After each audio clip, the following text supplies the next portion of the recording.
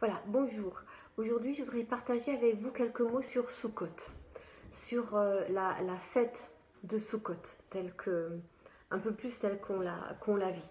Donc chaque année, on est invité, nous les Juifs, à construire la Soukha. Et puis, c'est une fête qui vient à l'automne et c'est une fête de récolte. Et c'est ça qui m'interpelle. Parce qu'on a Rosh Hashanah qui vient de passer, Kippour. On a quelques jours de battement, histoire de faire des courses, d'acheter le loulav, de construire la soukha. Et puis, vous voyez, à Rosh Hashanah, on fait le bilan, puis on a les 10 jours redoutables où il y a le jugement, puis Kippour, finalement, toute cette démarche de pardonner, d'être pardonné, de vraiment sortir de cette dimension de juger, de vouloir juger.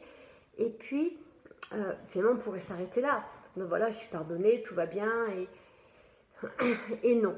Et non, il y a Sukkot. Et Sukkot, c'est encore une fois une fête de récolte. Ça redit les récoltes, mais ça redit les récoltes vraiment côté agricole, voilà, dans la nature. Et c'est comme si, enfin moi ça m'interpelle parce que c'est comme si le Seigneur disait, ce que tu sèmes spirituellement, tu le récoltes dans le naturel. Cette connexion qu'il y a entre le spirituel et le naturel et qui est encore une fois redite dans Sukkot. On a Rosh Hashanah qui dit quelque chose sur le fait de récolter ce qu'on a semé, mais plutôt spirituellement. On a Sukkot qui dit la même chose, mais plutôt dans le naturel. Après Rosh Hashanah, on rentre dans les jours redoutables, jours de deuil et où on fait le bilan. Mais à Sukkot, on rentre dans la joie. Dans la joie de quoi? De la parole. Dans la joie de ce que l'Éternel ne nous laisse pas comme ça. Et même, j'allais dire, même si Dieu dit, je te pardonne, et puis voilà, et on est quand même voilà. Et là, Sukkot, c'est comme la continuation de dire, tu es pardonné, maintenant on va semer autre chose. Et tu reviens à ma parole. Et là, on construit la Soukha. Et la Soukha ramène à cette construction du tabernacle de Moïse dans le désert. Parce que, alors aujourd'hui, c'est plus comme ça, hein, parce que des Soukottes, je veux dire, vous en achetez, elles sont aux normes, elles sont comme il faut, avec les mesures et tout et tout. J'allais dire, c'est presque pas intéressant. Ce qui est plus intéressant, c'est d'aller la construire soi-même et de se remettre finalement quelque part dans le contexte du désert. Et c'est un peu ce qu'on a fait. Vous verrez, j'ai fait une photo de la soukha, de ce qu'on a, avec des branches pas droites, des choses pas d'équerre. C'est fait exprès. C'est fait exprès parce que, et en même temps, des branches droites sont presque préparées pour l'an prochain. Donc voilà. Ce qui est fait exprès dans notre soukha, c'est qu'elle soit tordue pour dire voilà Seigneur où j'en suis aujourd'hui. Et puis la grâce de Dieu, c'est que Céline qui habite à Saint-Romain-de-l'Herbe, ça l'a ramené des bâtons droits, elle. Et c'est comme si le Seigneur disait mais oui vous êtes de travers, mais regardez, j'ai déjà préparé quelque chose d'autre. Et je vais vous redresser, je vais faire ce travail dans vos vies. Et d'année en année, le Seigneur, il nous redresse. Vous voyez? Et c'est ça qu'on avait envie que j'avais à cœur, qu'on avait envie d'exprimer. Dire, bien sûr, on démarre, on n'est pas d'équerre surtout, mais le Seigneur, il voit déjà la suite. Et c'est combien de fois, c'est notre histoire de conversion finalement. On se convertit, et on pourrait dire, voilà, c'est fini, je suis convertie, toutes choses sont nouvelles, et puis c'est terminé. Et force est de constater que c'est pas vrai. Pas comme ça. Que nos histoires nous rattrapent, que nos passés nous rattrapent, que des choses mal vécues dans l'enfance, tout ça, finalement, nous poursuit jusqu'à ce qu'on se retourne et qu'on fasse face à ces choses-là pour s'en défaire. Et la soukha, au fond, c'est ce retournement. C'est dire, voilà, je dois faire une soukha qui doit être assez grande pour accueillir, pas trop grande parce que c'est pas un palais non plus. C'est quelque chose de précaire, donc en théorie, on doit y dormir et y manger, mais pas non plus y vivre. Vous voyez, c'est toutes ces contradictions qu'il faut mettre pendant les jours. Là, aujourd'hui, ici, chez nous, c'est complètement impossible d'être sous la soukha parce qu'il fait un tel vent que vous ne m'entendriez pas. Déjà, la dernière fois, c'était compliqué, mais là, cette fois, ce serait du même style. Donc voilà, c'est pour ça que je fais à l'intérieur. Mais en Israël, là aujourd'hui, il fait entre 25 et 30 degrés. C'est un temps juste magnifique pour faire une souka et vivre sous la souka. Mais eux, ils ne peuvent pas, ils sont confinés. Donc là, on sent que ça arrive pile à ce moment de l'histoire où on touche tellement à la famille. Où on dit un peu tout et n'importe quoi sur la famille. Oui, un enfant n'a pas besoin de père pour se construire, un enfant il peut machin, tout se vaut. Et force est de constater que c'est pas vrai. Tout se vaut pas. Bien sûr, moi j'en avais une discussion comme ça avec quelqu'un un jour et qui me disait ouais mais vaut mieux avoir deux papas qu'un père alcoolique. Oui, c'est sûr. Et en même temps, on a besoin d'une parité, on a besoin de choses différentes, vous voyez. Et Sukkot est là pour nous dire des choses comme ça. Dire, bah voilà, tu as ta belle maison et tu as à côté une souka dans laquelle pendant 7 jours tu vas habiter. Juste pour te rappeler qu'il suffit d'un ouragan, qu'il suffit d'une tempête et t'as rien. Et t'as plus rien. Et tout est tellement fragile et précaire. Sur quoi tu construis vraiment ta vie? Qu'est-ce que tu sèmes? Commence à faire du tri dans ton grain. Vous voyez, c'est toutes ces choses-là que... Et Sukkot, c'est principalement l'enseignement. Partager la Torah. Et ça, c'est quelque chose que dans Ouitanu, on a à cœur, ce partage biblique. Et alors, mercredi, j'ai vécu une expérience formidable, mais vraiment formidable. On avait, avec mercredi matin, de 10 à 12, avec les enfants. Et donc, on travaille sur le thème prince et princesse. Et donc, on raconte une histoire de princesse. Et donc, la première séance, on a raconté l'histoire d'Esther, parce que les petites filles disaient, j'ai posé la question aux petites filles, je dis, c'est quoi une princesse? Et les petites filles ont dit, ah, c'est des jolies robes, des belles coiffures. Puis je dis, mais c'est quand même pas que ça. Je dis, non, comme... Et on voit que c'était un peu léger tout ça, hein, les princesses. Et donc, on a mis un peu de poids dans ça. Et je leur ai dit, mais une princesse, c'est aussi du courage. Et du coup, on a lu l'histoire de la reine Esther, sans leur dire que c'était dans la Bible forcément, mais voilà, c'est une histoire de princesse, la reine Esther. Hein. Donc, je raconte l'histoire de la reine Esther pour montrer le courage qu'elle a eu. Et puis, donc à cette séance, on en arrive à l'idée, il faut se battre. Et du coup, on s'est posé la question, mais comment on se bat? Parce que les enfants ont une cour d'école, hein, c'est une jungle, hein, c'est pas du souci. Donc, cette semaine, mercredi, donc il y a quelques jours, on a parlé du combat, de se battre. Et la première chose, donc forcément, j'ai pris Éphésiens 6, et les mamans étaient dans la salle, hein, donc les mamans savent très bien, il n'y a pas de secret, on ne triche pas. Et j'ai pris Éphésiens 6, avec l'armure. Et là, ça a été super intéressant, parce que moi, j'ai toujours eu du mal dans l'armure avec ce que je... Est-ce que c'est pour attaquer? On sait qu'on n'a pas le droit. À quoi sert cette épée, au fond? Et puis on commence comme ça en disant, est-ce que quelqu'un a déjà eu à votre égard contre vous des paroles blessantes? Ah oui, moi des paroles. Et j'ai dit, ça vous a brisé le cœur? Ah bah oui, ça m'a brisé le cœur. Et puis là-dessus on dit, et alors je leur dis, mais en fait ces paroles c'est comme des flèches qu'on vous aurait... Ah oui, c'est comme des flèches qu'on m'a envoyées et ça m'a brisé le cœur. Et du coup, je leur dis, mais comment ça se fait que ça vous ait brisé le cœur? Et je leur dis, mais où était votre armure? On dit, ah ouais, c'est vrai, j'avais pas mon armure. Et vous voyez, la réflexion de comment on chemine avec les enfants sur les textes. Mince, j'avais pas mon armure. Et le bouclier? Ah ben, j'avais pas mon bouclier. Je dis, bah c'est normal que ça me brise le cœur. J'ai pas mon armure, j'ai pas mon bouclier. Vous voyez? Et le bouclier, c'est la foi, là, hein, ouais. Donc on a travaillé un peu tout ça. Et puis, mais il est très light. Et là-dessus, un petit garçon. Donc c'était pour lui qu'on faisait un peu cette histoire d'armure, parce qu'il l'avait demandé la semaine d'avant. Et puis il fait, mais au fond, et là je l'ai laissé aller dans son raisonnement parce que je voyais qu'il suivait son idée, c'était passionnant à voir dans ses yeux comment il construisait le raisonnement. 8 ans, ou 9, peut-être 9. Bref, je l'écoute. Enfin, on l'écoute. Et il dit, en fait, l'épée, donc il y a le bouclier qui va arrêter les flèches, hein, mais l'épée sert à briser les flèches. Je me dis, ça c'est super comme idée. En fait, avec l'épée, on brise les flèches. On brise ces paroles qui viennent contre nous. Vous voyez l'épée? Et l'épée, c'est quoi? C'est la parole de Dieu. Ça veut dire que ces flèches qui viennent contre moi, qui disent par exemple, voilà, t'es méchant. Eh bien, je la brise au nom de Jésus et je dis, je réclame, Seigneur, ta douceur, ta bonté, ta gentillesse. Vous voyez? Hop, le contraire. Voilà.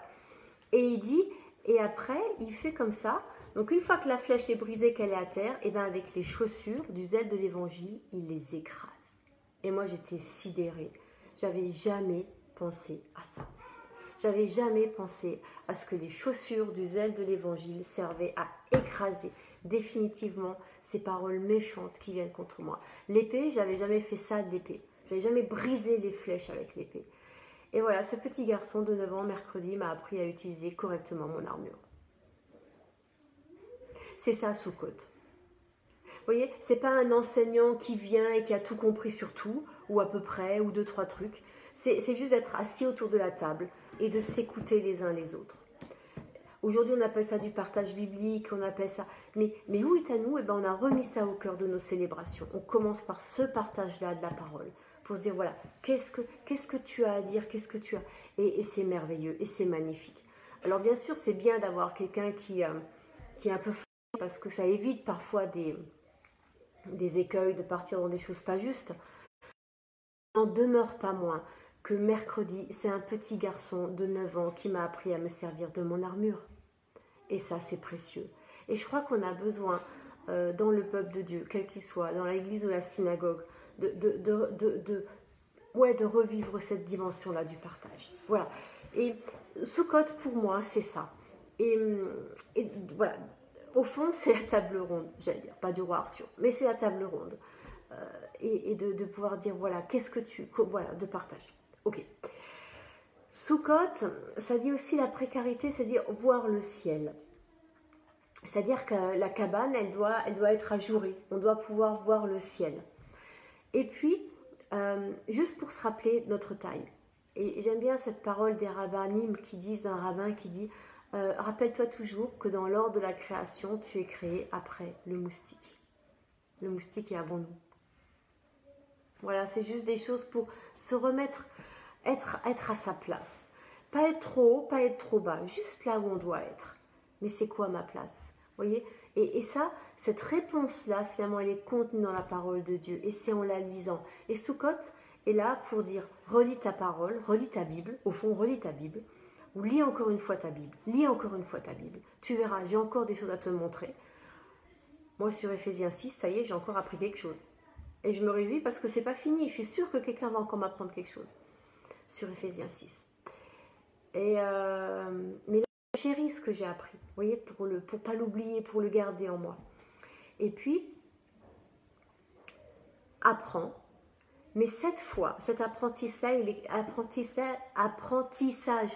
il est coloré autrement. Vous voyez, Rosh Hashanah et Soukhot, c'est comme des têtes de fête, finalement, qui débouchent sur un cheminement. Donc Rosh Hashanah, c'est la repentance, c'est la contrition, c'est tout ça. Mais Soukhot, c'est la joie. Et ça finit par Simrat Torah, par la fête de la joie de la Torah, le don de la parole. On se réjouit d'avoir une parole, mais plus que ça, on se réjouit de ce que l'Éternel nous fait la grâce de continuer à nous parler. C'est merveilleux. Moi, je me réjouis de mercredi dernier. L'Éternel m'a parlé au travers d'un enfant dans le partage. Mais l'Éternel parle. C'est ça, Soukhot.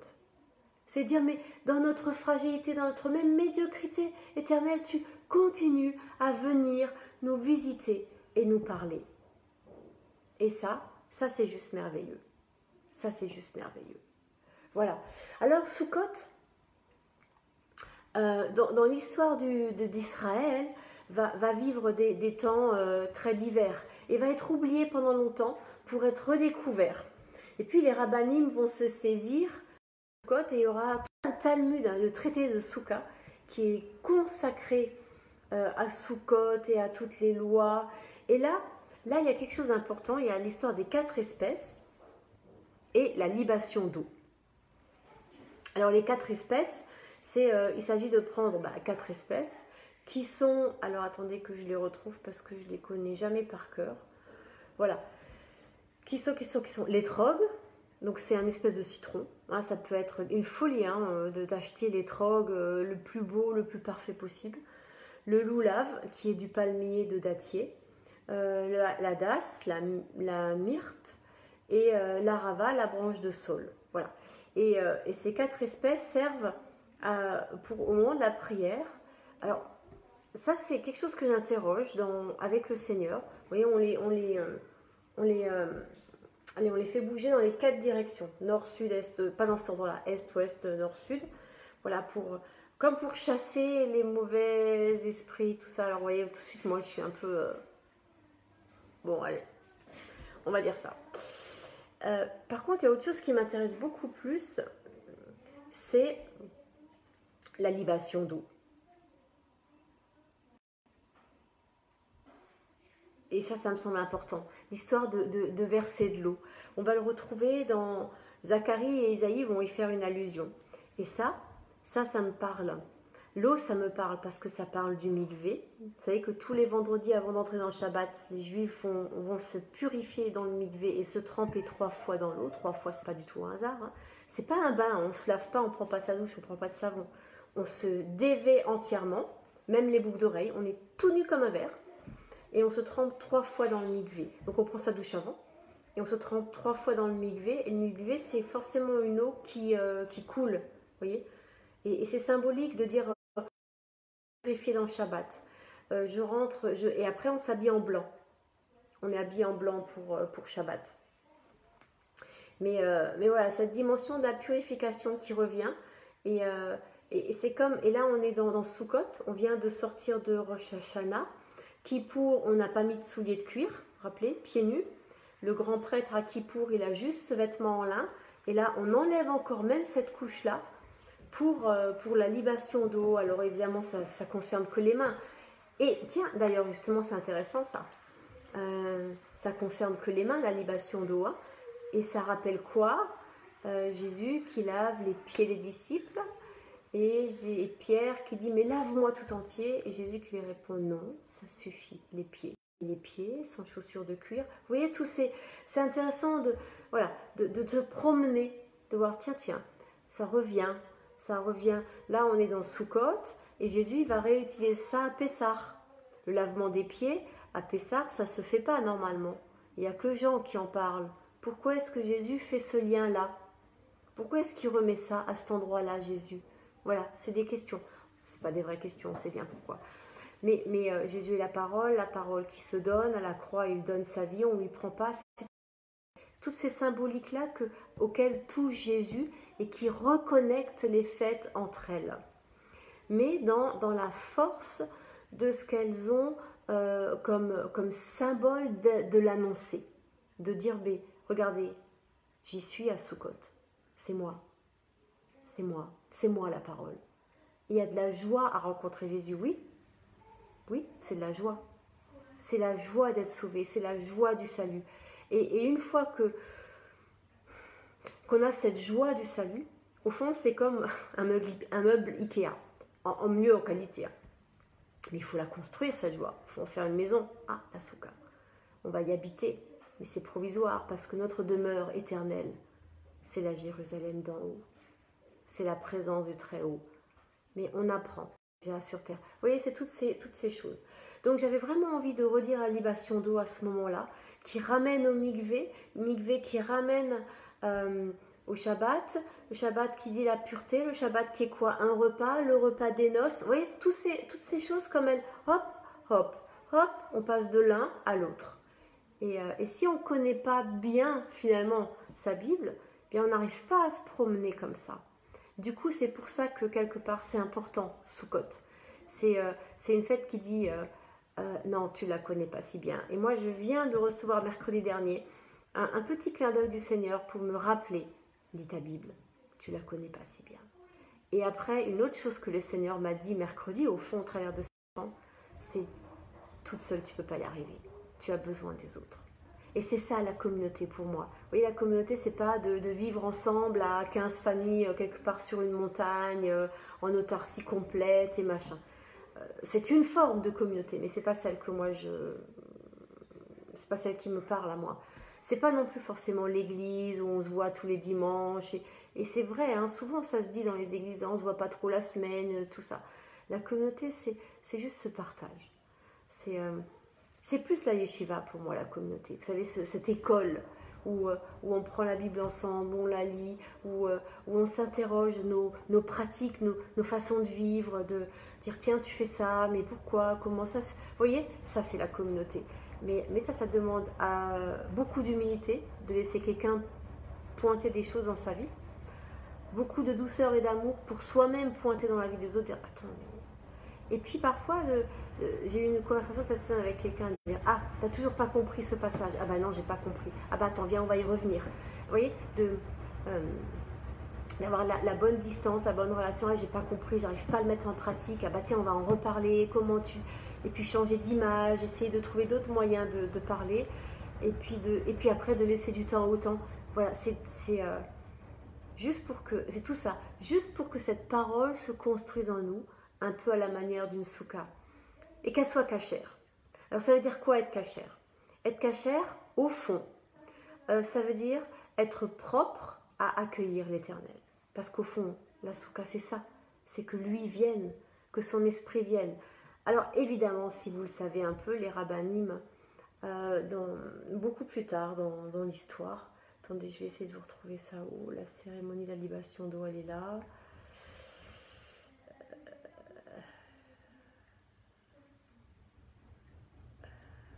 Hop. Donc la libation d'eau dans le temple, hein, c'était pour purifier l'autel. Attendez, je vous le lis. La cérémonie. Dans le temple de Jérusalem, elle était puisée à la source de Gihon et était versée sur l'autel afin d'obtenir la grâce divine pour la pluie. Vous voyez? Et on peut aller plus loin, on peut aller prendre d'autres directions dans le texte.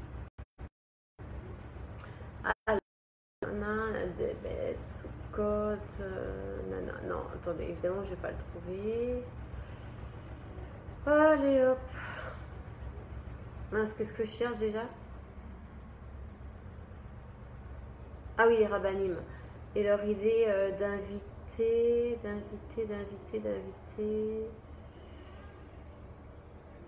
Tac.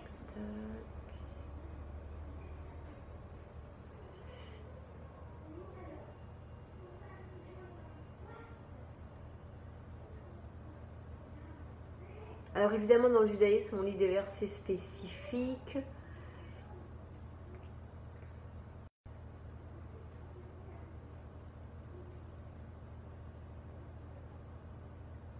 Mais c'est où ce truc?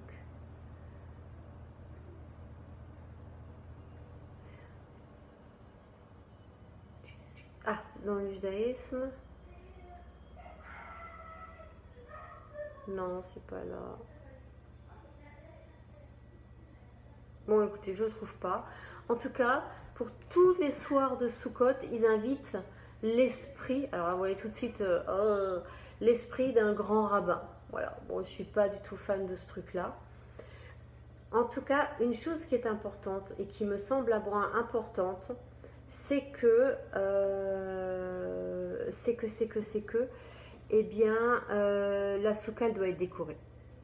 Et ça, je trouvais ça important de le partager avec vous. C'est le dernier point que je voulais partager avec vous, c'est que la soukha, elle doit être décorée. Et c'est souvent quelque chose qu'on demande aux enfants de le faire avec des dessins et des guirlandes, des jolies choses. Et ça doit être beau.